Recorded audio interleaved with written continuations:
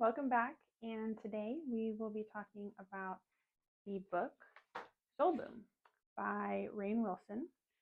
Rainn Wilson was the actor who played Dwight in The Office, and he wrote a book about spirituality. So, kind of funny there. Really fantastic book. I actually listened to the audiobook originally and then got the physical copy. He makes a really good case for the need for spirituality in our society. In fact, the undertitle of the title is Why We Need a Spiritual Revolution. Kind of give a summary. He talks about his childhood and some actual TV shows that made an impact on him spiritually as he looks back on just the impact they had on how he views the world and humanity and all of that. So he talks about Kung Fu and Star Trek. He definitely brings in his humor. It is very light discussion of some really heavy topics such as religion. He calls it the notorious God. He talks about the pandemics and how there really are so many pandemics that are occurring in our society, not even accounting for the coronavirus that we all went through, the shutdown and the intensity with that several years ago. But there are some real pandemics happening in society where mental health is a pandemic, suicide is a pandemic.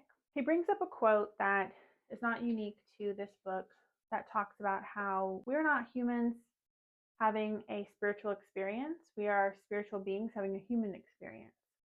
And within that, he talks about the importance of investing in our spirituality. He talks about the pandemics that our race is going through, the human race, through how millions are dying from drug addiction. We have a pandemic of suicide, which is the second leading cause of death for children aged 10 to 14. Third leading cause of death for those between age 15 and 24. Almost 1 in 5 high school students have seriously thought about suicide in this year. Facing a pandemic of anxiety and depression, where it's just shooting up in prevalence.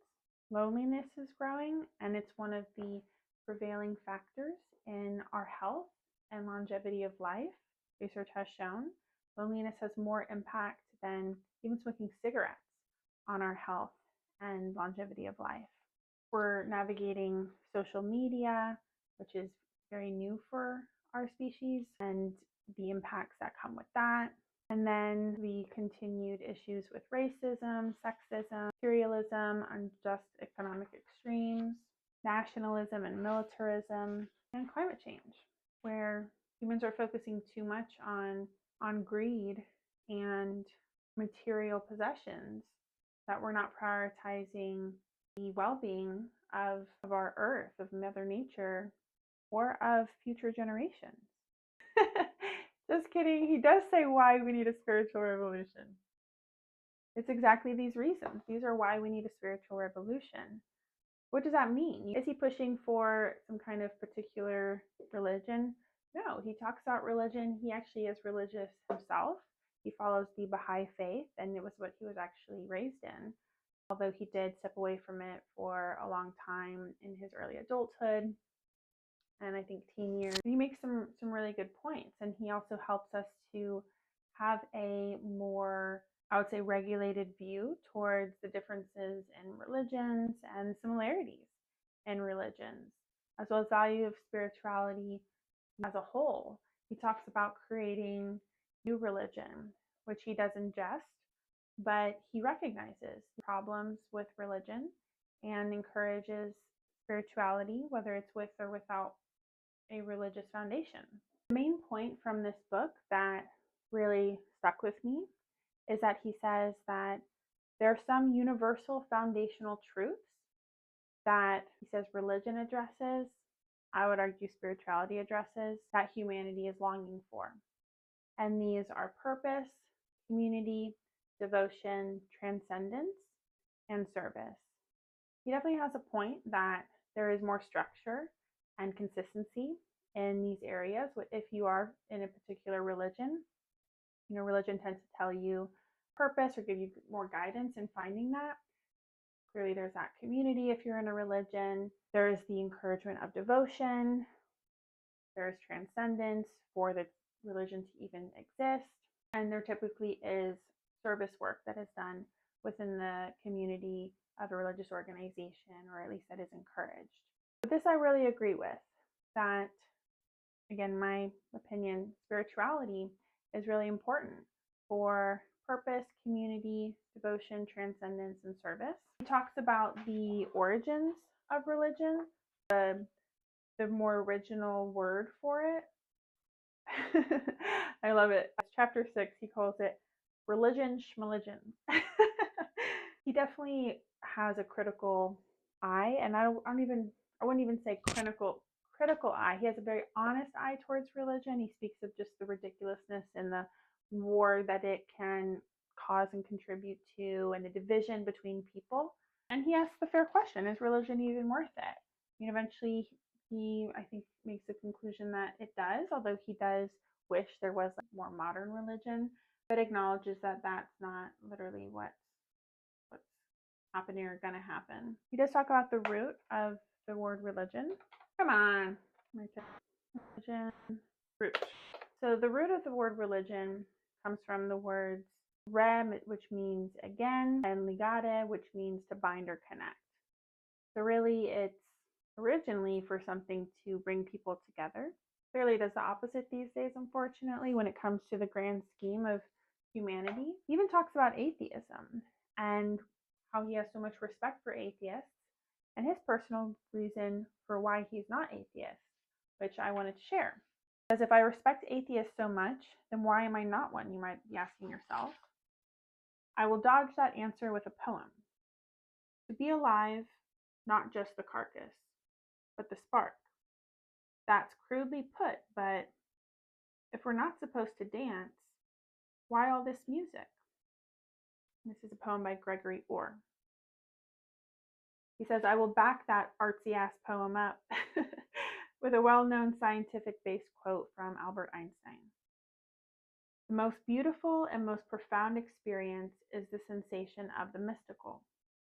It is the sower of all true science. He to whom this emotion is a stranger, who can no longer wonder and stand wrapped in awe, is as good as dead. I like what he goes on to describe, which is how he also doesn't believe in the God that most atheists don't believe in. And I agree with this as well.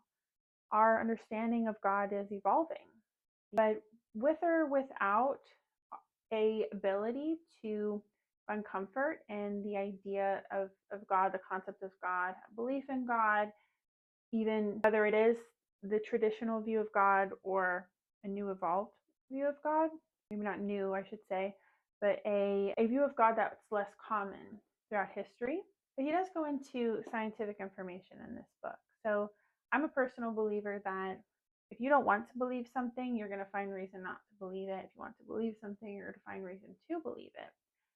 And although I do see that a lot in my experience in the world, I do think that if we want something bigger than a specific belief to hold or not hold, say we want more peace and more love and more efficiency in the world, along with those values of peace and love at the top, we can, yes, want to believe something because we're always more comfortable sticking with what we know and believe, but there is that ability to evolve within that when we are focusing primarily on what we really want.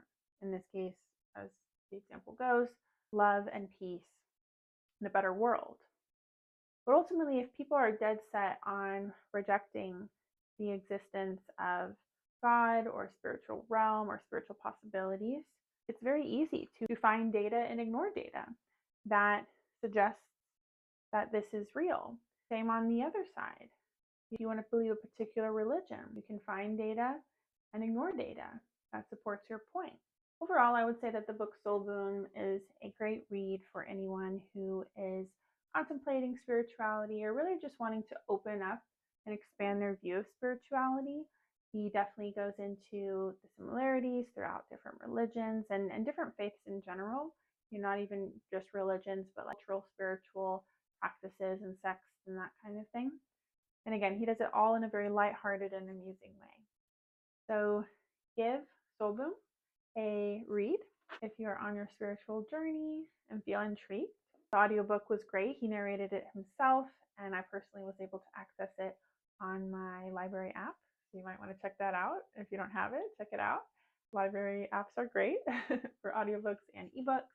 Yeah, thank you for joining me today, and I hope you have a beautiful rest of your day, rest of your week. Please subscribe if you're interested in more spiritual information that is open minded and curious as I continue to do research to support those who are on a similar journey of building authentic spirituality outside of dogma or religion. Much love.